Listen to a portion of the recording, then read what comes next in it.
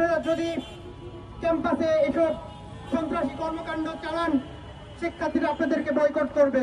আধিপত্য বিস্তারকে কেন্দ্র করে ছাত্র দল এবং ছাত্র শিবির একে অপরের মধ্যে মারামারিতে লিপ্ত হচ্ছে।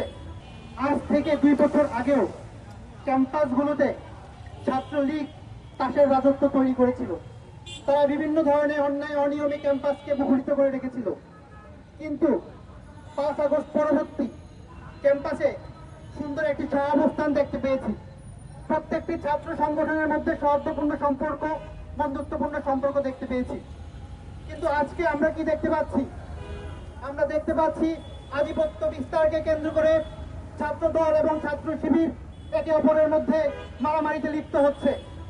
তারা শিক্ষার পরিবেশকে নষ্ট করছে, তারা শিক্ষার্থীদের মধ্যে ভীতি সঞ্চার করছে, তারা ক্যাম্পাসে যে একটি সহাবস্থান ছিল সেটাকে ধূলিসাৎ করে দিয়েছে। আমরা আপনাদেরকে বলতে চাই, আপনারা যদি ক্যাম্পাসে এসব সন্ত্রাসী কর্মকাণ্ড চালান, শিক্ষার্থীরা আপনাদেরকে বয়কট করবে। শিক্ষার্থীরা আপনাদের বিরুদ্ধে রুখে দাঁড়াবে।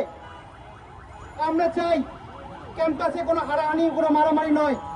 ক্যাম্পাসে ছাত্র নেতৃবৃন্দদের মধ্যে, ছাত্র সংগঠনগুলোর মধ্যে প্রতিযোগিতা হবে, ভালো কাজের প্রতিযোগিতা হবে, ছাত্রদের জন্য কিছু করার প্রতিযোগিতা হবে, ছাত্রদের কল্যাণের প্রতিযোগিতা হবে। কিন্তু আপনারা নিজেদের আধিপত্যকে ধরে রাখার জন্য, ক্যাম্পাসে আধিপত্য বিস্তার করার জন্য কারো পা কেটে ফেলছেন, কারো বুকে ছুরি ঢুকাচ্ছেন।